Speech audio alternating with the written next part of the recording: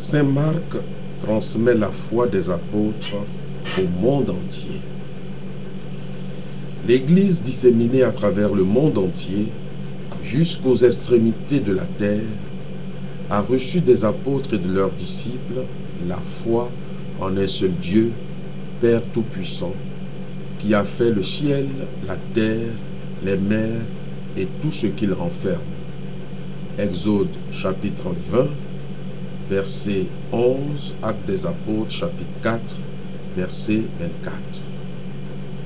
En un seul Christ Jésus, le Fils de Dieu qui s'est incarné pour notre salut, et en l'Esprit Saint qui a annoncé par les prophètes les desseins de Dieu et la venue du bien-aimé Jésus-Christ, notre Seigneur, sa naissance de la Vierge, sa passion, sa résurrection d'entre les morts, son ascension corporelle dans les cieux, ainsi que son avènement du haut des cieux dans la gloire du Père pour rassembler et restaurer toutes choses.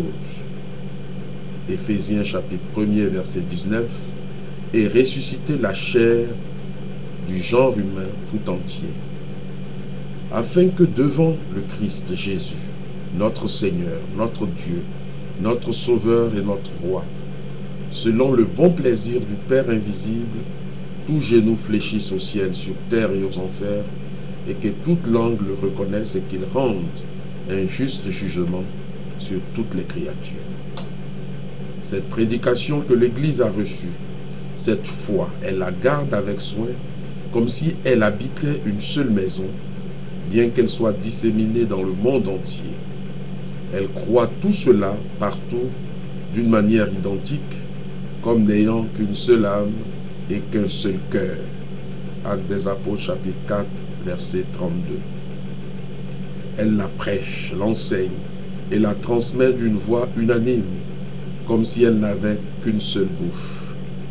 Les langues que l'on parle dans le monde sont diverses, mais la force de la tradition est une et la même. Les églises établies en Germanie ne croient pas ou n'enseignent pas autrement, ni celles des Ibères ou des Celtes, ni celles de l'Orient, d'Égypte ou de Libye, ni celles qui sont fondées au centre du monde, la Terre Sainte. De même que le soleil, cette créature de Dieu, est dans le monde entier unique et le même, ainsi la prédication de la vérité brille partout et illumine tous les hommes qui veulent parvenir à la connaissance de la vérité. Première épître à Timothée, chapitre 2, verset 4.